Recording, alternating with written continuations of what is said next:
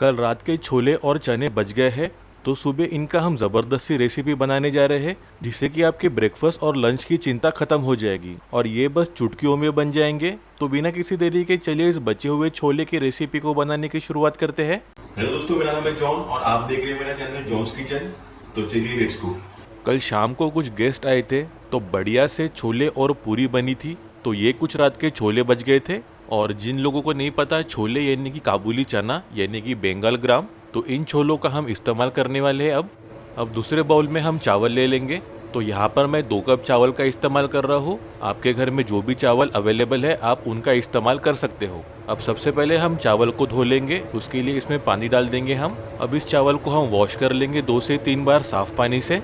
तो ये देखिए, मैंने चावल को अच्छी तरीके से धो के इन्हें साफ कर लिया है। अब चावल में हम 1 कप के करीब पानी डाल देंगे और इन्हें सोक करने के लिए रख देंगे हम कुछ 15 से 20 मिनट के लिए। और तब तक हम बढ़ते हैं अपनी नेक्स्ट प्रोसेस की ओर। अब एक कुकर ले लेंगे हम और इसमें मैं डाल रहा हूँ 1/4 कप के करीब कुकिंग ऑयल।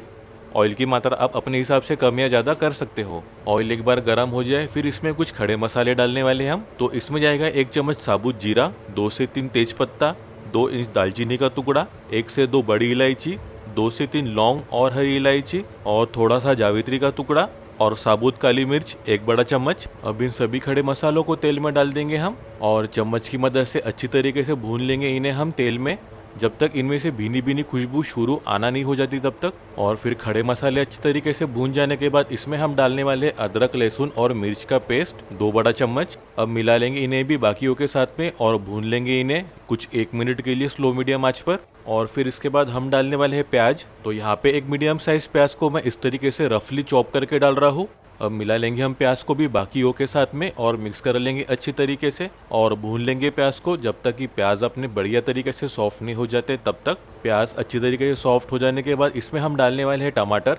तो यहाँ पे एक मीडियम साइज टमाटर को भी मैं रफली चॉप करके डाल रहा हूँ। अब टमाटर को भी हम मिला लेंगे बाकियों के साथ में और भून लेंगे टमाटर को भी कुछ 1 से 2 मिनट के लिए और चम्मच की मदद से लगातार चलाते रहेंगे इसी तरीके से हम। अब कुछ सूखे मसाले डालेंगे। तो सबसे पहले हम डालेंगे हल्दी पाउडर 1/4 से आधा चम्मच और फिर हम डालने वाले लाल मिर्च पाउडर 3/4 से 1 चम्मच के करीब। अब इसके बाद जाएगा धनिया पाउडर 1 बड़ा चम्मच। गरम मसाला डालेंगे हम इसमें आधा से 3/4 चम्मच और फिर इसमें डालेंगे सूखी हुई कसूरी मेथी, इस तरीके से क्रश करके डालेंगे हम इसे। अब मिला लेंगे हम सभी सूखे मसालों को एक साथ और मिक्स कर लेंगे हम अच्छी तरीके से चम्मच की मदद से। अब इसके बाद हमारे जो ये काबुली चना या जो छोले हैं वो इसमें डाल देंगे मसाले में हम। अब इन छोलों और मसालों को मिक्स कर लेंगे हम अच्छी तरीके से चम्मच की मदद से, जब तक कि अपने मसाले छोले में अच्छी तरीके से घुल मिल नहीं जाते तब तक मिलाते रहेंगे हम।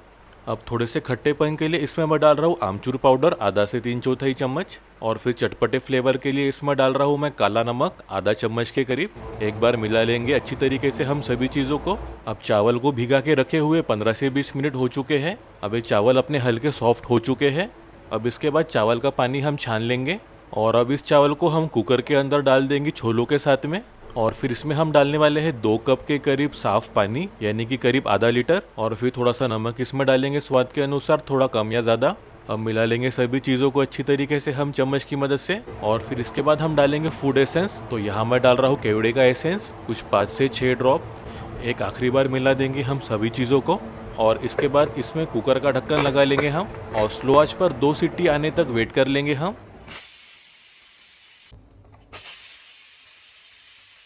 और फिर कुकर का पूरा प्रेशर निकलने तक वेट कर लेंगे और फिर उसके बाद कुकर का ढक्कन हम खोल देंगे।